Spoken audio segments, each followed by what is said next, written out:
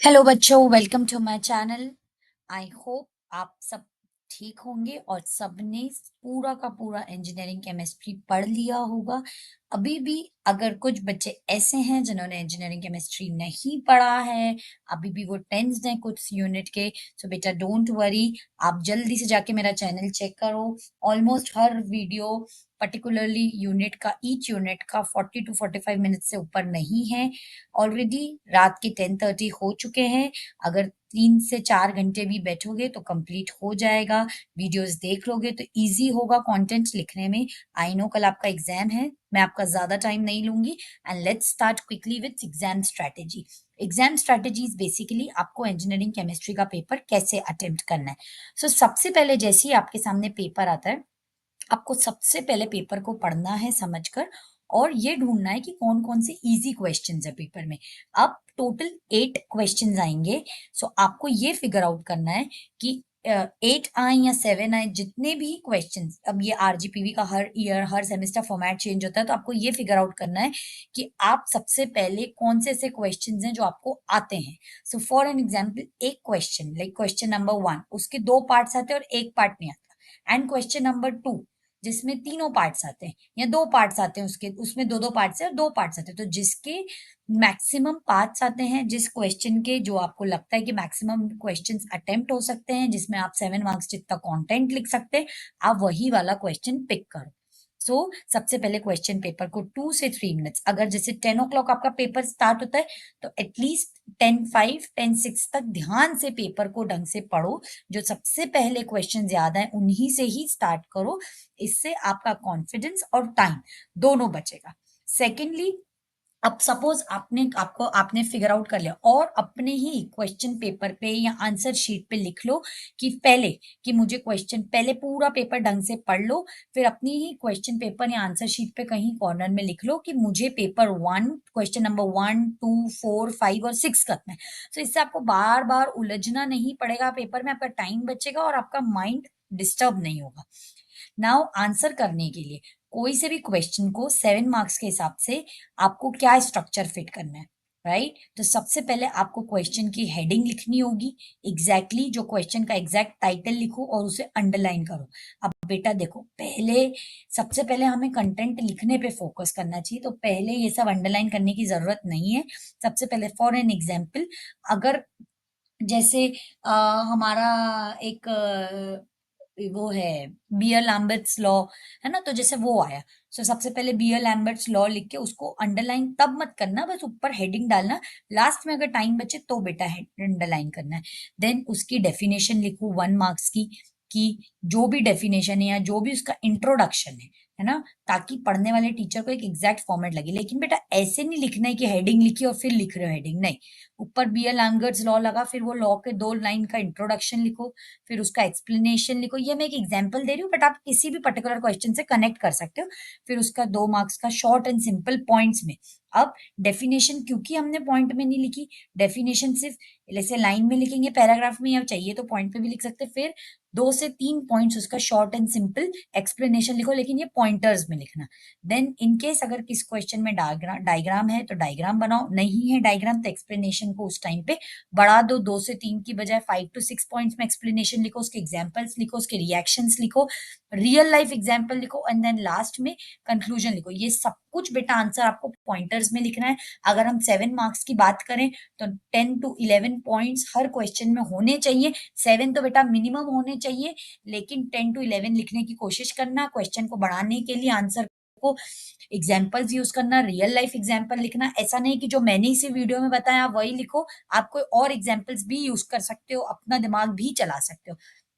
Then अगर आप किसी क्वेश्चन में अगर डायग्राम है बेटा, एक बार रुक सुबह फिर से जिस जिस आंसर में डायग्राम है, क्विकली वीडियो जाके वीडियो के वो पार्ट्स पे चले जाना, जल्दी जल्दी डायग्राम देख लेना ताकि आपके माइंड में रहे, क्योंकि हाफ मार्क्स आई डायग्राम में के हर क्वेश्चन में पक्के होते हैं। फॉर एन एग्जाम्पल, अगर 7 मार्क्स का क्वेश्चन है और आपका 5 मार्क्स का कंटेंट सही और डायग्राम बना है, तो बेटा उसमें 6 मार्क्स पक्के मिलना है, या एटलीस्ट 5.5 6, या अगर 6 मार्क्स मिले तो 6.5 मिलना पक्के हैं।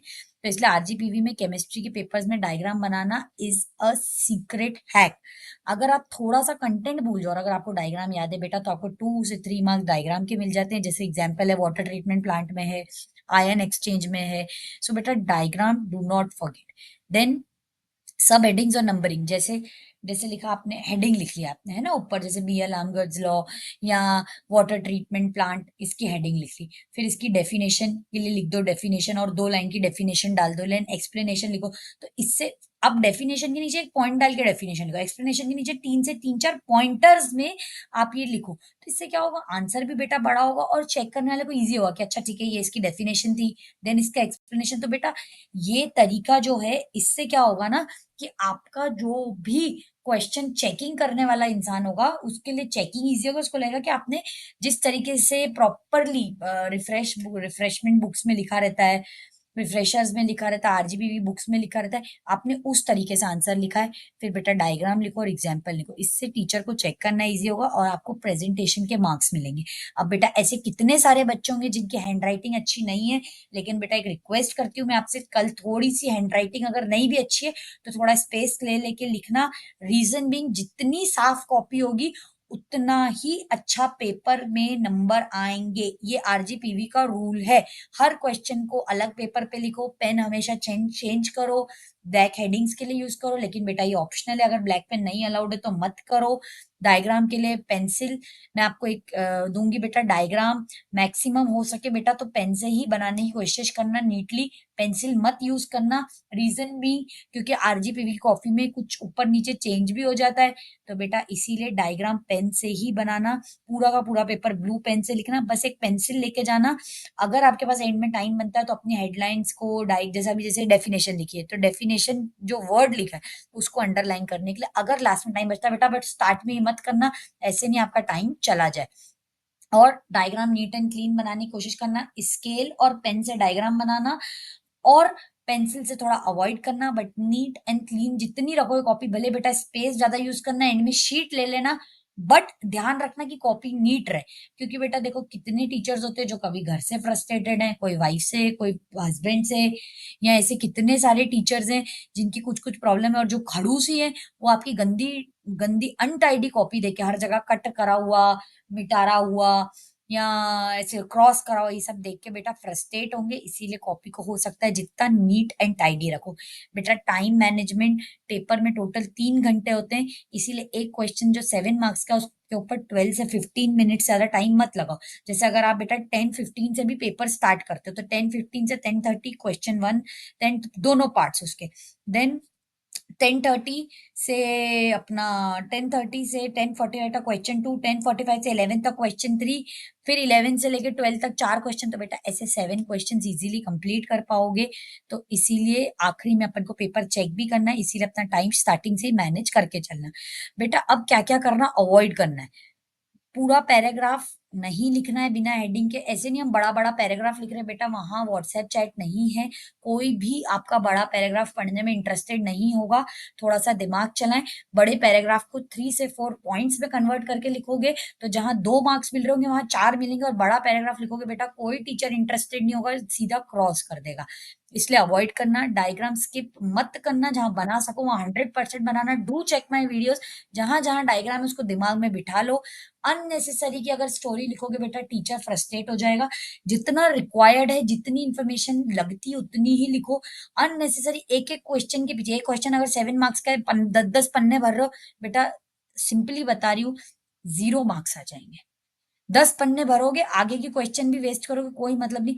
मैक्सिमम 7 मार्क्स के क्वेश्चन पे 2 पेजेस से ऊपर मत भरना। दोस 2 pages should constitute pointers only, diagram and other things. But 2 pages does not mean कि आप बड़े बड़े पैराग्राफ लिख के कंप्लीट करो 2 पेजेस, बेटा मत करना। मैंने कहा मैक्सिमम 2 पेज, उससे ऊपर नहीं जाना। 1 पेजर भी हो सकता है, 1 पेज में भी बच्चे अच्छा डायग्राम और 10 से 12 पॉइंट्स लिख सकते हैं। बस जिनकी राइटिंग गंदी या बड़ी बड़ी उनको 2 पेज लगते हैं, तो बेटा थोड़ा सोच समझ के करना। जैसे तैसे भर देना, बिना स्ट्रक्चर, बिना किसी के, बिना तुक्के, बिना कुछ भी लिखते रहना, बेटा ऐसा मत करना। भले मेरी वीडियोस में से छोटे छोटे पॉइंटर्स याद कर लेना, लेकिन अननेसेसरी स्टोरी लिखना अवॉइड करना। अब बेटा एक एग्जाम्पल है आंसर का फॉर्मेट, जैसे आयन एक्सचेंज मेथड है वाटर सॉफ्टनिंग का। तो बेटा सबसे पहले डेफिनेशन कि आयन एक्सचेंज, ऊपर हेडिंग डालेंगे अपन आयन एक्सचेंज मेथड की, देन उसकी डेफिनेशन लिखेंगे। Ion exchange one exchange word एक वाटर सॉफ्टनिंग प्रोसेस है, ऐसे करके उसकी डेफिनेशन लिखेंगे। देन उसका एक्सप्लेनेशन लिखेंगे कि इसमें कटायन और अनायन एक्सचेंज रेजिन्स यूज होते हैं, ऐसे उसका 3 से 4 पॉइंटर्स में एक्सप्लेनेशन लिखेंगे बेटा। देन उसका डायग्राम बनाएंगे, उसका एग्जाम्पल देंगे कि हार्ड वाटर को जब हम Ca2+ एंड Mg2+ आयन से ट्रीट करते हैं तो क्या होता है, एंड देन उसका कंक्लूजन लास्ट में लिखेंगे। बेटा इस फॉर्मेट में आंसर लिखोगे, कोई भी टीचर तुम्हें 6 मार्क्स से कम नहीं देगा, इसलिए बेटा मैं ज्यादा टाइम नहीं लूंगी और नेक्स्ट आपको आरजीपीवी का पेपर शो करूंगी। अब अगर आप देख रहे हैं 70 मार्क्स का पेपर है बेटा, ऐसा ही कुछ कल इंजीनियरिंग केमिस्ट्री का पेपर दिखेगा। This is last year paper. अब देखो इसमें क्वेश्चन 1 में इसमें क्या लिखा है कि आपको एनी 5 करने और दिए कितने 8। तो बेटा जो मैंने आपको सिखाया शुरू के 2 से लेके 3 मिनट्स में आपको ये फिगर आउट करना है कि मुझे इन सब में से 8 क्वेश्चन में से कौन से 5 कंप्लीट करने हैं। अब जैसे कोई बच्चा उसको what is temporary and permanent hardness आता है, उसका डिफरेंशिएशन और सूटेबल एग्जाम्पल लिखना आता है, लेकिन उसे स्लज और स्केल नहीं पता, बेटा तो अवॉइड करना है ऐसा क्वेश्चन। जिसके आपको दोनों पार्ट्स अच्छे से आते हैं वही करना। हाँ एक आध क्वेश्चन डेफिनेटली ऐसा हो सकता है जहां आपको सेकंड पार्ट नहीं आता या फर्स्ट आता है और सेकंड नहीं आता, या सेकंड आता है फर्स्ट नहीं आता, तो बेटा वो आप लास्ट में करना क्वेश्चन, लेकिन जो क्वेश्चन आपको सबसे अच्छे से आते हैं। और बेटा ऐसा कहीं नहीं लिखा है कि पेपर फर्स्ट से ही शुरू करना है, जो क्वेश्चन आपको सबसे अच्छे आते हैं। जैसे मान लो कि मुझे क्वेश्चन नंबर 4 सबसे अच्छे से आता है, मतलब इसमें मेरे पास कंटेंट भी मेरे को सबसे ज्यादा याद है, ये यूनिट मैंने सबसे अच्छी तरीके से की है। वाटर पॉलीमर्स बेटा सबसे पहला आंसर होना चाहिए, आंसर फोन पार्ट ए। तो बेटा जो क्वेश्चन आपको सबसे अच्छे से आता है उससे पेपर स्टार्ट करेंगे। वो क्वेश्चन जिसका एक पार्ट आता है और एक नहीं आता उसको सबसे एंड में करेंगे, पेपर को नीट रखेंगे और सबसे पहले फिगर आउट कर लेंगे कि कौन से 5 करने, जो 5 करने वो एक स्मार्ट चॉइस बनाना। अब जैसे अगर आप ये देख रहे हो, right a brief note on any two है बेटा, alkalinity, emulsification number, atomic and ionic size, बेटा जो सबसे बेस्ट आता है वो इन चारों में से चूज करना। एटलीस्ट उनपे 8 6 6 7 7 पॉइंट्स जरूर लिख के आना, डायग्राम्स हो तो डायग्राम बना के आना। बेटा पेपर ढंग से करना, चॉइस ढंग से करना, ज्यादा स्टोरीज मत लिखना और पेपर को ध्यान से करना। आपने और मैंने, हम लोगों ने साथ में मेहनत करके पूरे 7 वीडियोस देखे हैं बेटा, उनका पूरी तरीके से जो आपने 8 to 9 आवर्स ऑफ अपना टाइम दिया है उसको पूरी तरीके से इन्वेस्ट करना। पेपर लिखने के टाइम सब एक एक बात ध्यान रखना, स्टोरीज मत लिखना, फोकस होके एक एक चीज को ध्यान करना, अच्छे से लिखना और कहीं भी मिस्टेक मत करना। ऑल द वेरी बेस्ट बेटा, all the best. All the best wish कीजिए अपने सारे बच्चों को, फ्रेंड्स को।